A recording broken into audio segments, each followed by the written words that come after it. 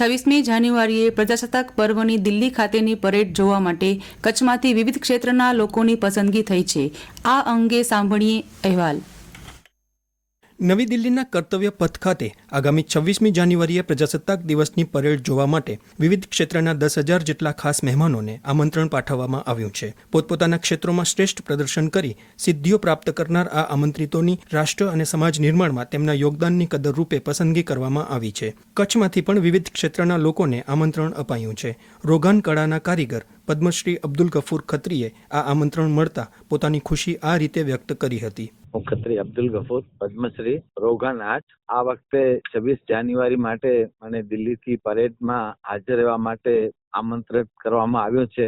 મને બહુ આનંદ અને બહુ ગર્વ છે કે અત્યારે સરકારશ્રીએ અને ખાસ કરીને પીએમ સાહેબે પરેડમાં આપણે પ્રત્યક્ષ રહેવા માટે જે આમંત્રણ અપાયું છે, ખૂબ જ આનંદની લાગણી અનુભવું છું અને આના માટે હું આ માધ્યમથી ઘણું આભાર માનું છું. કચ્છ જિલ્લા પંચાયતના પ્રમુખ જનકસિંહ જાડેજાની પણ પ્રજાસત્તાક દિનની પરેડ જોવા માટે પસંદગી થઈ છે. તેમણે પોતાનો પ્રતિભાવ આ રીતે આપ્યો. 26મી જાન્યુઆરી માનનીય પ્રધાનમંત્રી શ્રી મોદી સાહેબ જ્યારે દિલ્હી ખાતે ધ્વજવંદન કરવાના છે, એમાં અમને ભાવભર્યું આમંત્રણ મળવાથી અમે અમારા સદભાગ્ય સમજી છીએ અને અમે આ કાર્યક્રમમાં જે અમને સહયોગી થવાનો ચાન્સ આપ્યો એ બદલ હું એમનો આભાર પણ માનું છું. લખપત તાલુકાની દયાપર ગ્રામ પંચાયતના મહિલા સરપંચ જયાબેન પટેલે તેમની પસંદગી થતા આનંદની લાગણી વ્યક્ત કરી હતી. હું શ્રીમતી જયાબેન હસમુખભાઈ પટેલ, સરપંચ દયાપર ગ્રામ પંચાયત,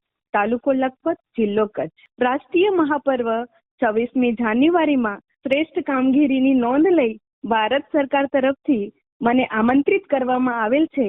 તેથી મારું ગામ, મારી ગ્રામ પંચાયત તથા કચ્છ માટે હું ગૌરવની લાગણી અનુભવું છું. પ્રજાસત્તાક દિનની પરેડ જોવા માટે કચ્છમાંથી વિવિધ ક્ષેત્રના લોકોની પસંદગી થતા જિલ્લામાં આનંદની લાગણી ફેલાઈ છે. અશરફ નથવાણી, આકાશવાણી સમાચાર, ભુજ.